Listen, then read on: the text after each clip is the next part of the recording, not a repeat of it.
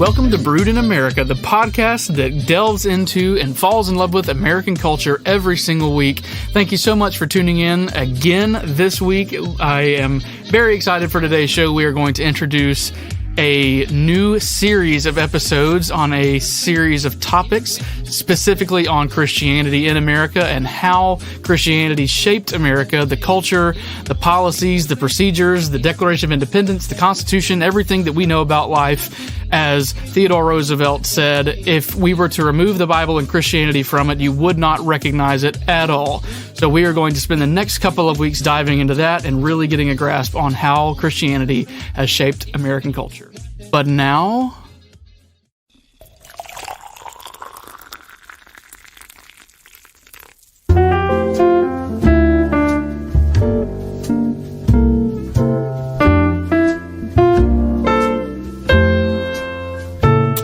all right, today's drip comes from Queens, New York, and there's a couple of ways you can determine that it is from Queens, New York.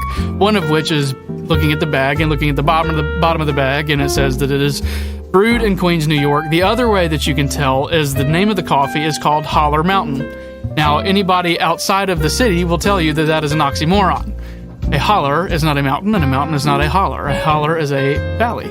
But what we know is that this coffee is really, really, really good.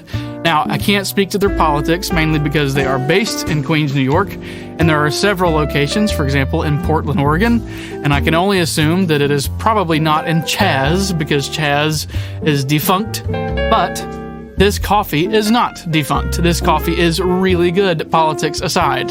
And to be completely honest with you, there is no sign of politics on their website. I can only assume by their location, but that's not what this podcast is about. This podcast is about loving America and loving coffee, and this coffee is great and brewed in America. So, if you are sipping some coffee this morning, I can assure you it's not as good as this one, unless it's one that we've talked about in the past on the show, then it could be. But this one has a little bit of a caramel flavor to it, but it is also floral. It has a very floral taste to it, which we've had similar coffees, I guess, before on the show that tasted, a little bit floral, a little bit caramel. But this one in particular is it's just a different coffee. I don't know how else to say it. There's only so many ways you can describe coffee, I guess. But floral and caramel and really well roasted. Probably a little bit liberal. It does taste a little liberal. It's, Queens, New York. But, there's worse things you can say about coffee, I guess. Maybe.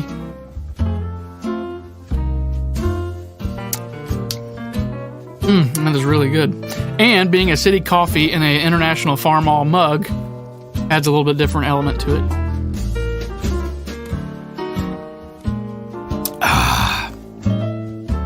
Right. Well, today's topic, as mentioned in the intro, we are going to provide a little bit of insight into where America's founding, where its foundation comes from, where Christian principles, or rather how Christian principles have shaped the culture and shaped the country, and how the society that you and I enjoy and love and respect, hopefully, how that was shaped and how that came about and who is responsible for bringing that about. Now, of course, we've talked at length on the show about the founding fathers like John Adams and George Washington and Thomas Jefferson. But while they are founding fathers, they are sort of, in many respects, standing on the shoulders of giants, people that had been studying this stuff and challenging society for, really and truthfully, 300 years before 1776. And so we're going to kind of spend the next several weeks going over this in detail and how it came about, and hopefully wrap this up right in time for Independence Day on July 4th. So to just kind of start and give you some background and who we have to credit the very beginning of American, what I'll call doctrine or theology, comes not coincidentally, I guess, from Martin Luther, but also another man who there's, 500 years after his existence still remains probably the most controversial figure in religion, small r and capital R today, and that is John Calvin. Now, John Calvin had some really far out weird beliefs on salvation, so I'll go ahead and get that out of the way. That is not what we're talking about. What we're talking about is what he wrote regarding civil policy and political policy. He lived in Geneva, Switzerland. He was born in France, but quickly thereafter moved to Geneva, Switzerland. His parents moved there. And as a result of his interest in theology and interest in the Bible, as weird as some of his beliefs were, he did have some very interesting and I think worthwhile opinions on government and civil policy. And so, as a result of his interest in that, he was very influential in Switzerland's government and was also a magistrate, if you will, an official in Switzerland for a little bit.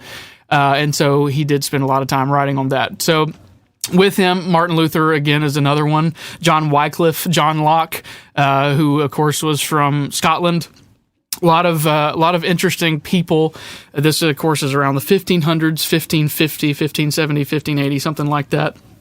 And so there's many people that we can credit for giving birth to the foundations of freedom, the ideas of liberty, and the fact that challenging the idea of a papacy or a pope, a one figure running an entire sect of Christianity, or one figure claiming to be God or claiming that he speaks on behalf of God. These men, however crazy some of their beliefs may have been, they were among the first to challenge that idea. And so we credit them with, at least getting the ball rolling on freedom, some 300, 250 years before the United States was actually formed on paper. And so if you go back and look at, okay, Gordon, that all sounds good. That's all, unusual and weird stuff. But what is all that, go into depth a little bit more for me. Well, back around, I believe it was 1560, 1570, there was a really good guy named King Henry VIII. And, just to, put a bow on this podcast, I won't keep you around long, which is also coincidentally what Henry VIII said to his first wife.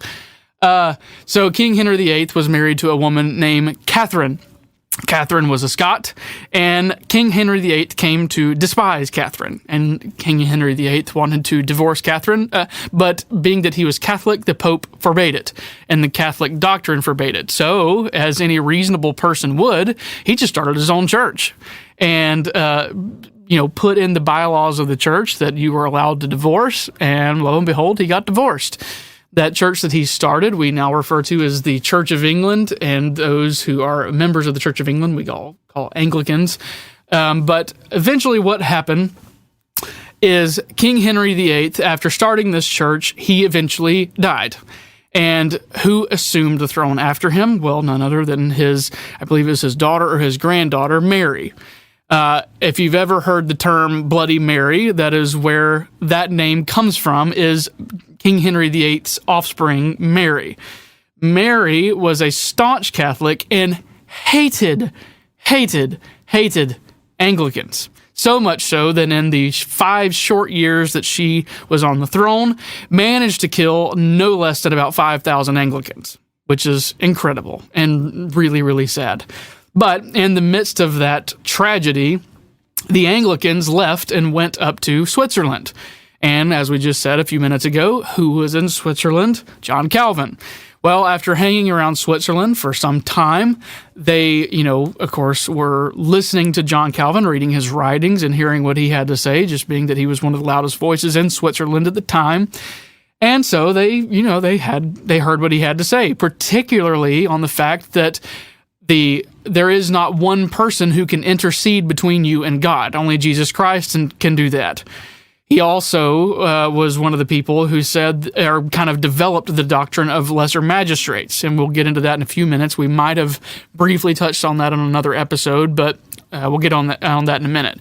To boil down exactly what that is and to be kind of shallow with it, the doctrine of lesser magistrates simply means that if there is something like a king, or in our case, a president, and he's not doing what he needs to be doing, he is infringing upon your God-given rights, the officials or the magistrates that are lower than he is, so in our case, governors of states, congressmen, Supreme Court justices, they have a duty and a responsibility to step in and be a stopgap and to prevent tyranny. Now, Calvin took it one step further. He was of the opinion that if even the lower magistrates failed, the people had the duty and responsibility to throw off such government and to provide new guards for their future security. Now, that might sound a little familiar. That is directly out of the Declaration of Independence. And now, while Thomas Jefferson, I don't think directly was quoting John Calvin, it is the idea and the sentiment that was handed down for some 2-3 centuries that made its way into the Declaration of Independence straight out of the hands of a theologian or a philosopher, or however you want to call it, or a falafel, whatever. I'm not sure exactly what that is. But so let's fast forward here. So the Anglicans, they are in Switzerland. They have these new ideas and they really like them. They think, hey, this is great. This is what we've been looking for. And we think that we should be able to reform the Anglican Church and make some big changes here. So after they hear that Bloody Mary has died and has been put in the ground, they leave Switzerland and they come back to Great Britain. And what do they try to do? They try to reform the Anglican Church, or, purify it and make it more holy. Well, if somebody is one who tries to purify, you might call them a Puritan. And as luck would have it, they failed. And they did not make the changes they wanted to make in the Anglican Church. And after those changes were not made effectively, some stayed behind as they were loyal to the Anglican Church, but others left. And of those that left, they were called separatists. They separated from the Anglican Church and they left. And they went and started their own sort of studies. Now, granted, they were under threat of death from the king at the time. The leader of the Anglican Church, as well as the Catholic Church, was none too happy with them either. So they were under persecution all the time. Now, interestingly, around 1590, a young man was born by the name of William Bradford. William Bradford was a separatist. Although he was not born a separatist, he was actually born an Anglican. His parents were Anglican, and he had 2 uncles that were Anglican. And after, getting a chance to read what he could of the Bible himself, you got to remember at this point, the King James Version was not issued or published until 1611. So at this point, he did not have a Bible, an English Bible. He had bits and pieces of an English Bible, and he also had to learn Hebrew, Latin, and Greek to get the pieces of the Bible that he needed to learn about it, which he did. And he learned those 3 languages so that he could learn the Bible. And at the ripe old age of 12 years old, he decided that everything that he had been taught about the Anglican Church was a flat-out lie, and realized that what his uncles were in and what they taught and what the church believed was not only wrong, but heretic and heretical. And he decided that, my time is not well spent here. And what I need to do is I need to go join the separatist church down the road where I can worship God as I see fit, and as I believe God has prescribed in his Bible. Well, the preacher at the separatist church that he walked to 8 miles down the road, I believe his name was, I can't remember his name. I'll mess it up if I try to remember it. I don't remember the guy's name, but he was a preacher and leader of the separatists in Great Britain, and eventually the persecution got so bad they had to leave, and they went to Holland. They went just a few miles up the road and, walk a few miles in your other brother's wooden shoes, and you make it all the way to Holland up in the north end of town. And shortly after getting there, the preacher that had led the separatist group was getting somewhat sick. He was getting older. William Bradford was getting, his late 20s and early 30s by this point, and they decided that they were going to make a trip to the New World to find a place where they could finally worship God as they saw fit. Holland was giving them grief, and Holland, the Hollandaise, I don't know how you say that exactly, the Hollandaise Inn, they were getting a little bit tired of them, and they were trying to push them out of town. And so they decided they were going to make a break for the New World and find a place where they could finally worship God as they saw fit. And so what happened is the older man would stay behind, and William Bradford was now the new leader. Kind of a Moses and Joshua situation where Moses was not allowed to go to the Promised Land, but Joshua led him through. And so William Bradford, they all hop on what was called the Mayflower, which was one of only a few boats. There was actually several others. The Mayflower was not the first, but probably, I think, without doubt, the most well-known of the ships that carried all the separatists over. And so, eventually, the Mayflower was a relatively older vessel and was not doing too well. And so by the time it made it to Plymouth, it had pretty much had it. And I think they actually sent it back to either Great Britain or Holland. I can't remember now which. But after that trip was pretty much toast, and it was retired.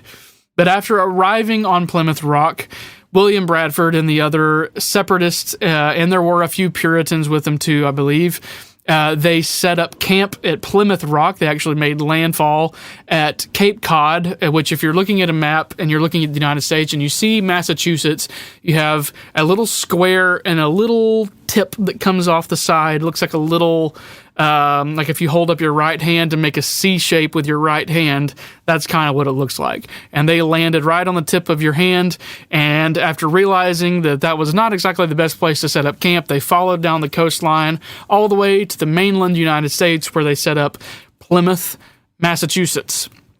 And at this point, they managed to set up what's called the Mayflower Compact. And we're going to get into a lot more detail on this starting next week. I just wanted to kind of give you a quick episode today just to kind of introduce the new direction and the new topic and a new series that'll help us in our foundations.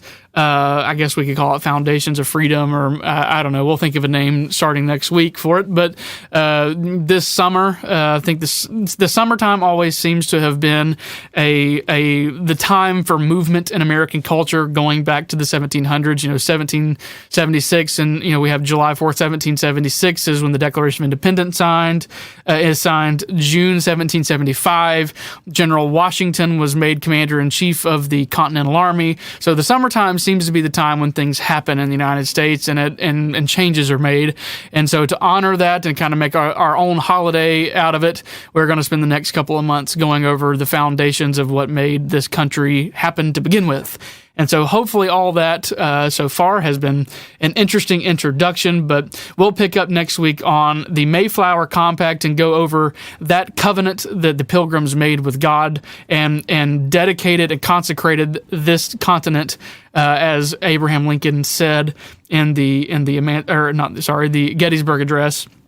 And we'll go into detail. There's 3 doctrines in the Mayflower Compact, as well as a 4th at the end called the Reasons, and it kind of summarizes those 3 doctrines and explains the why behind it. So, again, relatively short episode today. I really appreciate you being a part of the show and coming and listening to us this week. Don't forget to check out Stumptown Coffee out of Queens, New York, the Holler Mountain coffee. You will have to grind it yourself. It is worth it. It comes whole bean, and it is a delicious floral light taste for summertime and for spring.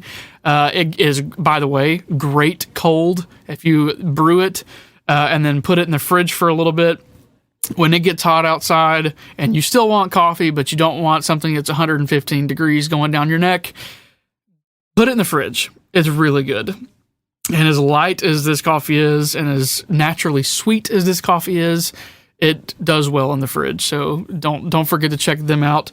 You can buy it at Publix. You can buy it at Walmart. Actually, I'm not sure if you can buy it at Walmart. I don't think you can. I actually got my bag at Publix. I believe you can get them at Winn-Dixie. You can get it at just about every major retailer except Walmart, because, something about Bentonville, Arkansas doesn't do well with coffee. I don't know what it is. They have very limited selection at Walmart. They do have Black Rifle and a few others, Javalia, And I think they might even carry Lavasa now. But anyway, all that's just chatter. Thank you so much for tuning in this week. I look forward to next week. We have got a lot to cover over the next 2.5 months. So gear up, get your coffee. Also, in the meantime, so where a lot of this stuff is coming from, I have found one of the best books on the American founding that I have ever read, and it's set up well to be a textbook if you're a teacher or you're a Sunday school teacher.